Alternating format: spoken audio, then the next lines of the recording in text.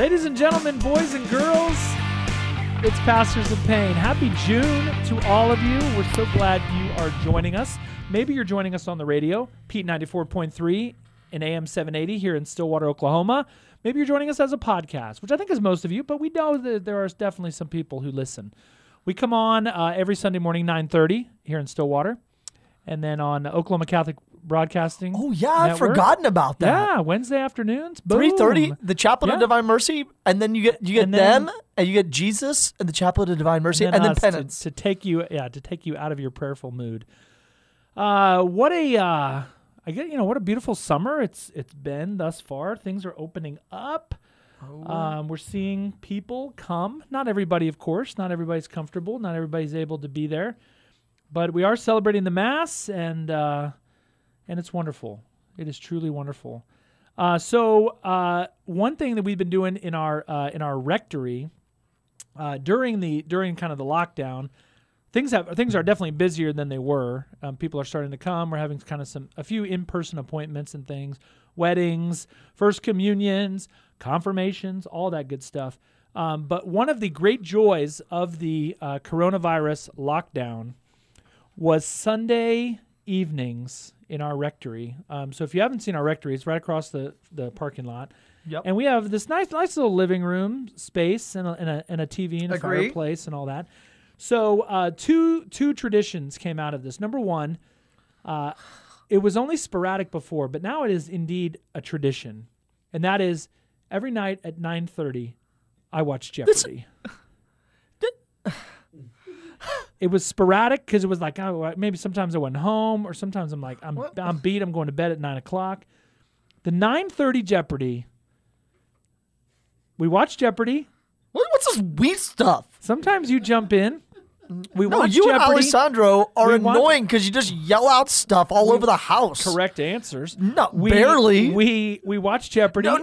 You don't watch Jeopardy. You don't watch Jeopardy. You watch people with their clickers and get annoyed by them. There are people on Jeopardy do annoy me. Like they have their clickers and they're like click, like tapping it repeatedly. Yes, those people. Or that guy who held it up like by his cheek. Yes. Or the guy who like bowed. There's a way to hold your Jeopardy button, and there's a way not to. And if you hold it the way you're not to, then I will judge you. So we watch Jeopardy at 9:30. It's a very competitive. Why does it come on at 9:30? When I was like in high school, it would come on at like 4 in the afternoon or something. We're in Houston. Anyway, so we watch Jeopardy, and then everyone prays night prayer, and then everyone goes to bed. And it's great. The other great tradition that developed was Sunday nights during the lockdown. I fell in love with ESPN's The Last Dance, which was a story of the 1997-1998 Chicago Bulls. Right. It was such an enjoyable experience to just relive those moments. 97-98, I was a senior in college. And I was watching, I watched a lot of basketball. I watched those Bulls teams. I remember when Jordan was drafted. I remember the slam dunk contests. I remember all of that. I remember Jordan rising to become what many would argue to be the greatest player of all time. Debatable. And it is debatable. You can, throw Kareem Abdul-Jabbar, Wilt Chamberlain, Bill Russell, Happy Gilmore, LeBron James, Kobe Bryant, Akeem Olajuwon, Yao Ming. I'm just going to name every player on the Rockets ever. Eric Sleepy Floyd, Vernon Maxwell, Pistol Pete Maravich, Mario Ellie. What about Kobe Bryant? Yeah, rest in peace, dude. You can make all kinds of arguments. But then, one interesting thing, that kind of cool thing that happened in our lives. So I like to say when we talk about Oklahoma State wrestling. Oh yes. So OSU wrestling. If you did not know this, especially those of you who don't live here in Stillwater, I weep for you because you should move here. OSU wrestling, Oklahoma State wrestling, is, ready for this? You're not even going to believe me when I say it. Based on championships, the most successful college sports program ever. Mm-hmm. You're thinking, what about Alabama football? No. Nope. What about UCLA basketball? Nope. What about any other school you're thinking of? No. any other school you're thinking of. Oklahoma State Wrestling is the most successful sports program, not wrestling program, sports program in the history of college athletics. Okay, last week we gave something about heresies. What would you call the heresy of believing that your school is better at sports? No, it's not heresy. It's just lack of knowledge. Or if you're obstinate in your lack of knowledge, then we call that stupidity. Okay. So, go Astros. Oklahoma State has done it without cheating, though. Without cheating. So right. Within that, in our world, in the world of Father Carey and I here in Stillwater, we are intimately tied to Oklahoma State wrestling because the coaching staff are our parishioners. Several of the wrestlers are go to St. John's. Those families are integrated into our parish, including the head coach of Oklahoma State Wrestling, John Smith. 6-time world champion, 2-time gold medalist, 6-time world champion, and many would argue the greatest wrestler of all time. Yeah. I like to describe him as the Michael Jordan of wrestling. And this is not Hulk Hogan, Andre the Giant, Randy Macho Man Savage wrestling. This is like real wrestling. And John Smith won 6 world championships. Yeah. Back to back to back to back to and back. He goes to my church. It's super fun. And his wife and their kids, and it's awesome. Yeah. I was at the the national championship in St. Louis my first year here. Yeah. And coach says, "Hey, Father, let's go grab a burger." So the only place that was open was this kind of restaurant bar next door. And I opened the front door, and usually when you walk into a place at like 10 o'clock at night and you're a priest, because wrestling had been going on all day and we hadn't had time to eat, as you walk into a bar as a priest, people turn around and look at you like, why isn't he in bed? What? Or at church? Or there's a priest here. And I felt like no one even noticed I was there because Coach Smith, I opened the door and he walked in, and it was like watching Moses walk through a crowd of people. There were hundreds of people in this restaurant bar. It was overpacked. As if Michael Jordan walked in. Like every person was looking for something to eat, and and the sea just opened, and he walked through. He's like, Coach, hey, Coach, Coach. Coach. Awesome. And then we get up to the bar, and I was like, there's no way we're getting a drink. And he starts talking, and people recognize his voice and turn around, and people open up. He's like, "Can I get 2 hamburgers?" And I was like, I'm with a superstar here. Yeah, well, we think of him as our parishioner and friend. Yeah. And we eat at his house and have dinner. Yeah. And but it has me thinking. So this is, obviously, this is not a sports talk show. This is a show about the Catholic life here in Payne County, and it's very theological. So it has me looking into the scriptures. Okay, so you look at Luke 9, Luke 22, Matthew 18, and the disciples ask themselves, who is the greatest? So there's these debates, and this Michael Jordan Last Dance documentary on ESPN, whether you've seen it or not, it has reignited the debate about like who's the greatest basketball player of all time, right? I think it's Jordan, right? I do. 6 championships, all those accolades. Are there other good players? Yes. Larry Bird, Magic Johnson, Isaiah Thomas, all those people, they're awesome. But who's the greatest? Now, what I found very interesting is Jordan is kind of full of himself. I mean, he has a very high opinion of his basketball abilities. Yes. But they were asking him, like, are you the greatest? And he will not say yes. He will deflect, because he sees that if he were to say he's the greatest, he sees that as disrespectful of those who came before him. All those great players, the Bill Waltons and the Kareem Abdul-Jabbars and the Wilt Chamberlains, George Mikan, going way back. Pistol Pete. That's my one basketball. Pistol Pete Maravich, yeah. To say, I can't say I'm the greatest because, man, all those guys were really, really good. So, and I think John Smith would say the same thing. Are you the greatest wrestler of all time? Well, I don't know. What about And I can't name a lot of my history is not there like it is with basketball. But then you get to the apostles, and they're like at the Last Supper, and they're arguing who's the greatest. And they ask Jesus, like, who's the greatest? Or that moment when they're walking down the road and he's talking about like the humility of serving one another, and they go into the house and Jesus says, "Hey guys, so what were you talking about along the way?" And he's like, we were planning dinner.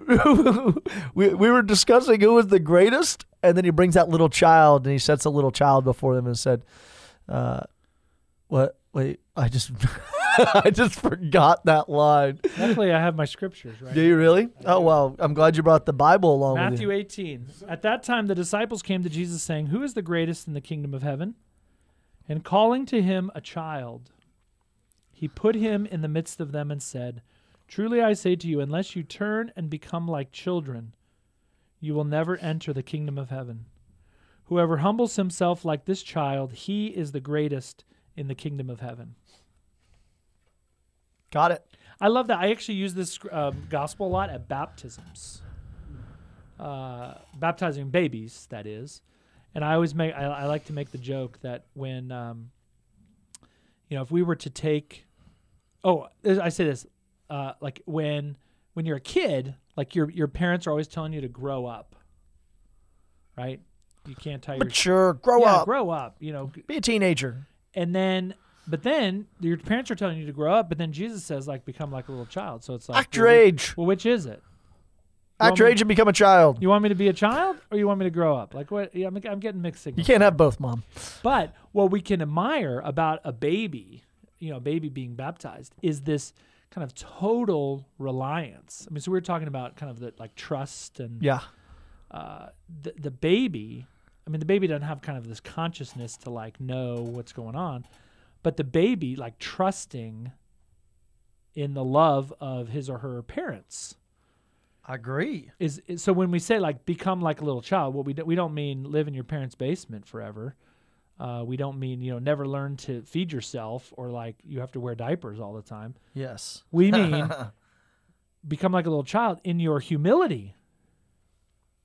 So are you the greatest? Oh. Are you the greatest? The greatest is the least. The greatest is the least. I mean, that's the last shall be first. I mean, this is all over the scriptures. And then, of course, what does Jesus do? He does what? Shows himself to be the least. I mean, if Jesus could have said, "Look, I'm God. I'm the second person of the Blessed Trinity. I'm not going up on that cross. I'm not doing that. I'm not going to put a towel around my waist and wash your feet. That's gross. Especially your feet in like first century Palestine. I'm not washing your feet. That's disgusting. I'm God. I don't have to wash your feet." But what does he do? He ties the towel around his waist. He bends down and he washes the feet of his disciples. Right? That humility. That is the humility makes you great. That is the humility that all of us are looking for, right? I mean, all of us need that level of humility in order to be considered the greatest. Are you saying Michael Jordan is a disciple of the Lord? I don't. I have no idea. Do you think he like knows Jesus? I don't know. Do you think we should call him up? That didn't really come up. I do not have his number. I used to have his number, but then he changed his number. After he won the 6th championship, he became kind of a big deal. So I stopped calling. I did see him play once. Did you really? Boston Garden. I think it was like 95. Why is Larry Bird not the greatest? I always thought Larry Bird's the greatest player from French Lick, Indiana. Oh. So he's got that going for him. French Lick, Indiana. That's where he's from. That's where Larry Bird is from. Okay, so what distinguishes from like Michael Jordan that what fired him up to become both the greatest and the not greatest? So then like, you can, quote, with Jordan, I think especially, there's a lot we can take from him into our spiritual lives. Really? So my buddy Adam Minahan, who runs who is a co-host of the Catholic Man Show out of Tulsa. Oh, right. So Adam, he tweeted one time. I think he was watching the same series, The Last Dance, and was talking about. It was the episode where Jordan was talking about how he pushes his teammates, like how Jordan. It was 7 years. Jordan was in the league 7 years before he won a championship. 7 years. It didn't happen instantaneously. No. And it's because the way he talks about it, he had a very individualistic mindset. Like I'm gonna be the greatest. I'm gonna be the best player in the world. And and if my team comes along with me, that would be great. And then we may win some championships. But I'm gonna do my best. So I think sometimes in our spiritual lives we have that same thing. I just have to take care of myself. Me and Jesus. Just me and Jesus. When in fact, we know as members of the church, baptized into the church, grafted on to, as adopted sons and daughters of the Most High God, I'm not just responsible for me, I'm responsible for you. And you for me, am I my brother's keeper, So you put that together on a basketball team, 5 guys on the court at one time. In the NBA, 12 guys on the team, that's it. 12 guys. And so if one thinks they're all that and doesn't have a team mindset, the team is not going to win. So when it comes to salvation, when it comes to our own spiritual lives, how much of it? I mean, I fall into it all the time. Like I just need to worry about myself and stop worrying about all these other people. Now, as a priest, that's problematic, right? You don't want to be there. I'm just worried about me and not my parish. Ooh. Right? It's called selfishness. Yeah, when you help the other people, all the boats float in a way. Yes, a rising tide lifts all boats. So I think in our spiritual lives, so this is what Adam Minahan was saying of like, what if we all had the drive that Michael Jordan had to make his teammates great and thus win a championship? What if we had that same zeal for each other in our spiritual lives, holding each other accountable? Isn't that a rare commodity though? Oh, for sure. No, I mean that's why Jordan has a 10-hour documentary made about him. Oh, I thought it was The Last Dance of the Bulls. Well, right, but it was the Michael Jordan story with some subplots. That you nailed it right Here's there. a little Dennis Rodman. Here's a little Steve Kerr. It sounds like that's what some of the great saints have done, like Saint Dominic.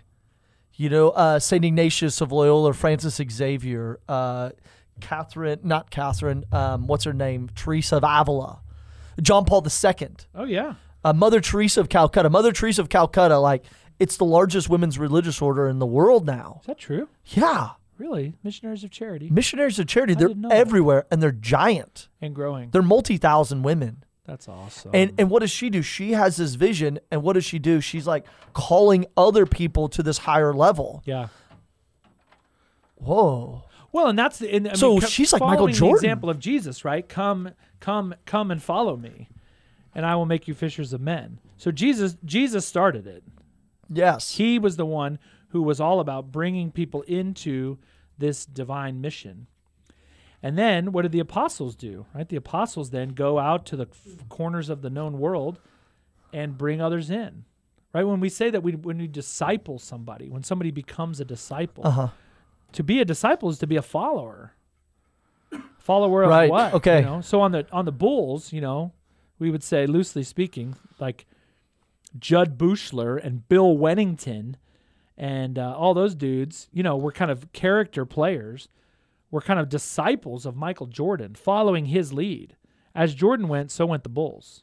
You take Jordan off those teams? Oh, because he did leave for what? He retired. He left for 2 years, and guess what? He played baseball. Those were the 2 years that the Houston Rockets won NBA championships. And then he comes back, and then he comes back. They didn't win that first year. That was 95 when the Rockets swept the Orlando Magic. Take that, Shaq. Horace Grant was on that team, right? And his big white glasses. And then Jordan, when he had a full season, 96, they won it. Oh, because he was out of a shooting groove. They won 3. He was away for 2, and then they won 3 more. Thank you, Major League Baseball, for going on strike. Yeah. because that which pushed him back from the Sox back to awesome. the. So just this idea of like in our spiritual lives that we have to call each other to holiness. Now, Jordan would not say that. Jordan would say, I have to call my teammates not to holiness, but to work your butt off, and I'm going to lead by example. Right.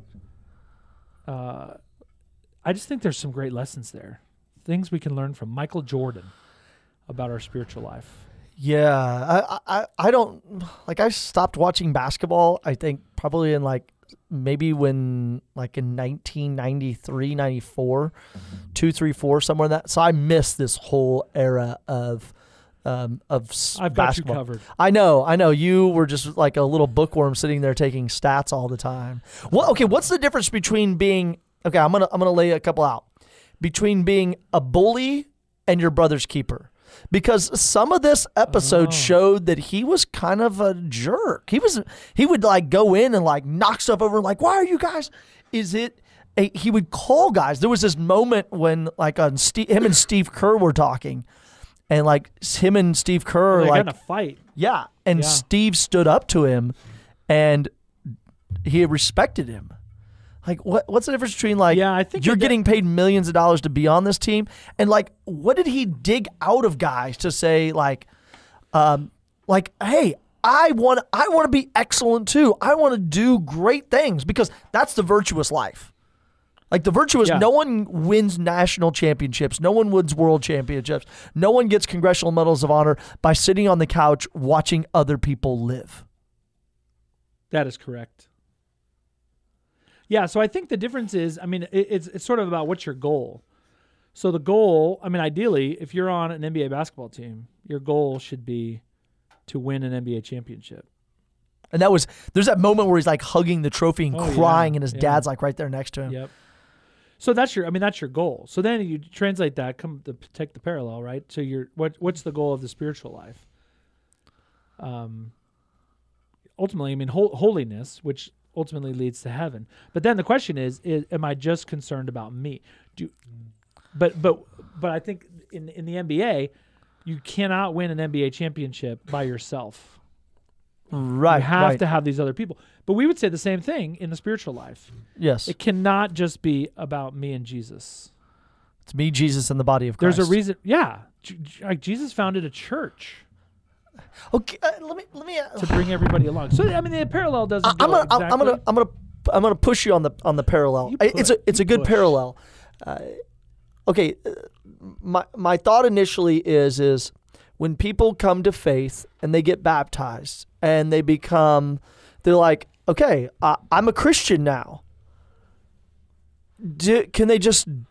What's the calling to do? Is it to be? I would say to be a disciple of Jesus Christ. Can I keep being the same person that the Lord Jesus called me to the very first day?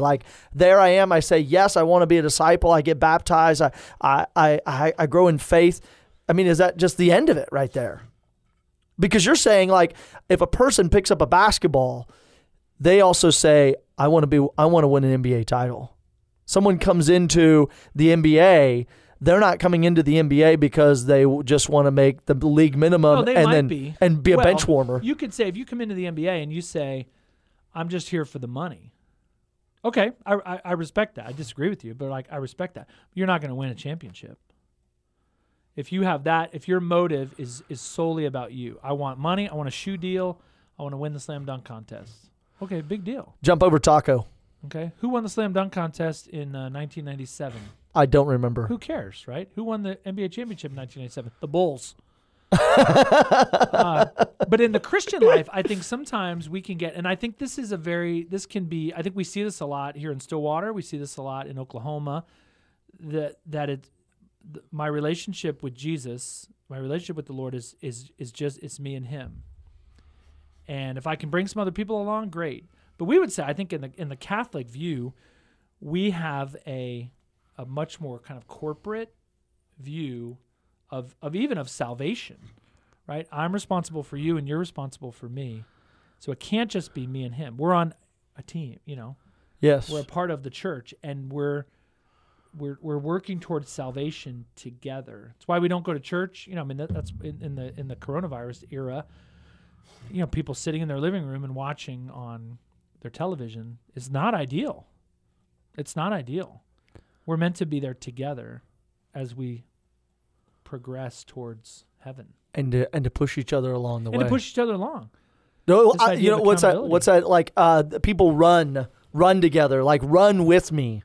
Don't just leave somebody behind to kind of flounder there on the sidelines. When you're running with a bunch of other people, it makes running easier. You're more motivated when you're running alongside someone, right? A couple weeks ago. We took that walk. I probably Dirt Road McElroy. We were walking the dirt road, checking out the cows, and if I were just walking by myself, I don't know, that walk would be a half hour. Walking with you, that walk was an hour. Yeah.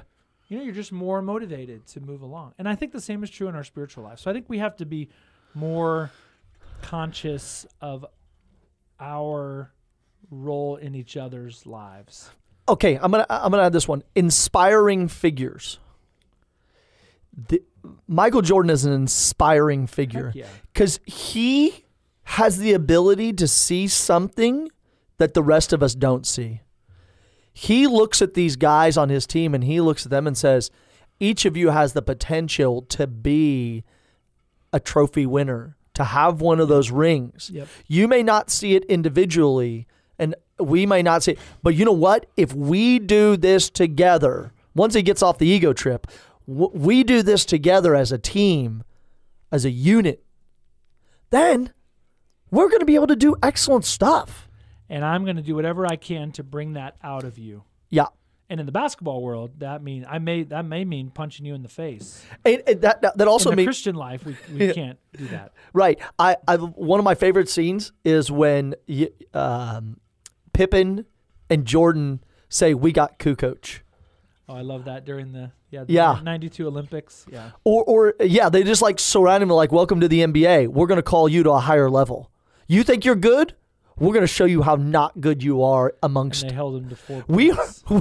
He had scored like 40 points every game, and Croatia was winning by 20 or 30 points, and then the Dream Team beat him by how many points? A lot. Like over 50. Yeah.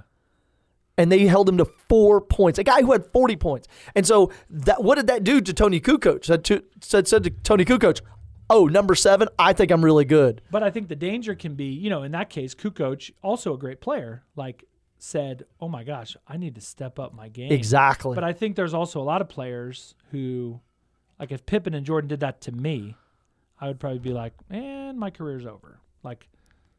I'm just going to quit." So I think it's a delicate balance of that challenge, but also the encouragement. I'm sure later on, because they were all on the same team, I'm sure Pippen and Jordan taught Kukoc, "Hey man, here's how you do this move or that move." They kind of brought him along. So there's both the challenge that we need to challenge each other in the spiritual life, and I think that we see that in our preaching. I mean, there's times when a homily might be kind of pointed or kind of biting. And people are like, "Dang, why is he mad at us?" But then, the very next homily might be how loved you are and how, might be a little more encouraging. And Jordan's sacrifices that he made for his team. Some of the scenes were like, this guy is doing things because in order to lead this, he has to be at an elevated level. Yeah. He's got to be able to know when you're in second overtime that he can dip into the reserve tank and still... He's going to be in good shape. Yeah. Yeah.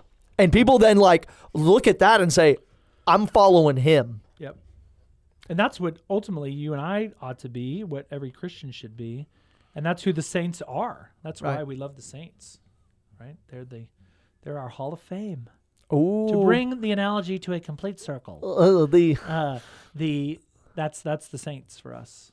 That's our Hall of Fame, our greatest of all time. Living people, the goats. The goats. The living saints in heaven. That was fun. We should talk about basketball more often. Maybe I'm going to start another podcast about called The Pastor of Pain. Theology and basketball. That would be super fun, but probably not. Okay, we're out of here. Blessings. We hope you have a great week. Thanks for taking our time. Happy summer. God bless you. Pray for us.